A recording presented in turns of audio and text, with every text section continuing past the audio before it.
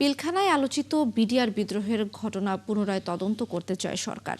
এজন্য গঠন করা হবে নতুন কমিশন, যাদের সুপারিশের ভিত্তিতে দেশের ইতিহাসের জঘন্যতম ওই হত্যাযজ্ঞের ন্যায় বিচার নিশ্চিত করা হবে বলে জানিয়েছেন স্বরাষ্ট্রমন্ত্রী সালাউদ্দিন আহমদ।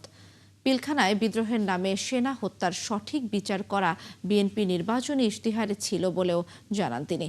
বিস্তারিত সাজিদ সরকারের রিপোর্টে। ১৬ বছর আগে ২০০৯ সালের ২৫ ও ২৬ ফেব্রুয়ারি তখনকার সীমান্তরক্ষী বাহিনী বিডিআরের সদর দপ্তর পিলখানায় বিদ্রোহের নামে ৫৭ সেনা কর্মকর্তাকে নির্মমভাবে হত্যা করা হয়।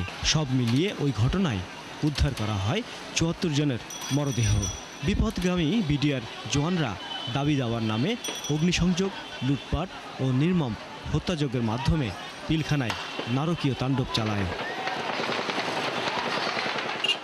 ওই ঘটনায় সেনা হত্যাকাণ্ডের মামলাটি এখনও বিচারাধীন, সাক্ষ্য গ্রহণ পর্যায়ে রয়েছে। ২৪-এর ৫ আগস্টের পর মামলার কয়েকশো আসামি জামিন পেয়েছেন।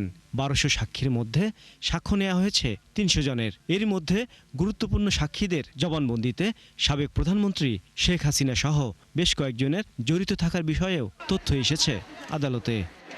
ফ্যালকন অ্যালুমিনিয়াম মাল্টিলেয়ার অ্যানোডাইজড হওয়ায় সম্পূর্ণ স্ক্র্যাচ প্রুফ। Falcon aluminium.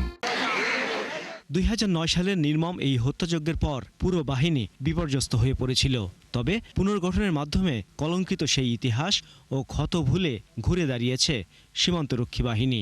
বিদ্রোহীদের হাতে নিহতদের স্মরণে প্রতি বছর ২৫ ও ২৬ ফেব্রুয়ারি বিজিবি ও সেনাবাহিনীর পক্ষ থেকে নানা কর্মসূচি পালন করা হয়।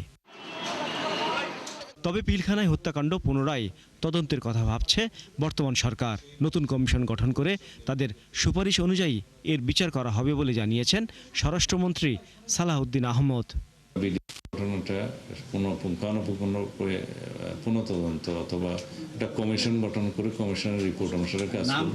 সেটার জন্য আমরা ন্যায় বিচার প্রতিষ্ঠার জন্য প্রতিশ্রুতিবদ্ধ। সেনা হত্যাকাণ্ডের বিচার বিএনপির নির্বাচনী ইশতেহারেও আছে উল্লেখ করে মন্ত্রী জানান, যে কোনো ন্যায় বিচার প্রতিষ্ঠায় বর্তমান সরকার প্রতিশ্রুতিবদ্ধ। সাজিদ সরকার, ৭১, ঢাকা।